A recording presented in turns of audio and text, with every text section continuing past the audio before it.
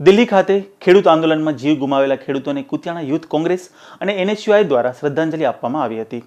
શહેરના નટવર ચોક ખાતે candle March અને મૌન પાડી મૃતક ખેડૂતોને શ્રદ્ધાંજલિ અપાઈ હતી। ભગીરથ રામભાઈ ઓડેદરા, સભ્ય યુવક કોંગ્રેસ કુતિયાણા।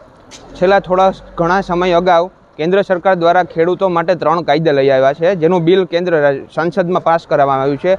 આ કાયદા 3 કાળા કાયદા સમાન છે, જેના વિરુદ્ધમાં પંજાબ અને હરિયાણાના ખેડૂતો છેલ્લા ઘણા સમયથી દિલ્હી ખાતે ધરણા અને આંદોલનમાં બેઠા છે। તેમાંથી 30 થી 35 જેટલા ખેડૂતો અવસાન પામ્યા છે, જેને શ્રદ્ધાંજલિ દેવા માટે પોરબંદર કોંગ્રેસ સમિતિના પ્રમુખ નાથાભાઈ ઓડેદરાના નેતૃત્વ હેઠળ કુતિયાણા યુથ કોંગ્રેસ અને NSUI સાથે મળી આજે કુતિયાણાના ટાવર ચોક વિસ્તારમાં આપણે કેન્ડલ માર્ચનું આયોજન કરવામાં આવ્યું અને એમને શ્રદ્ધાંજલિ પાઠવવામાં આવી।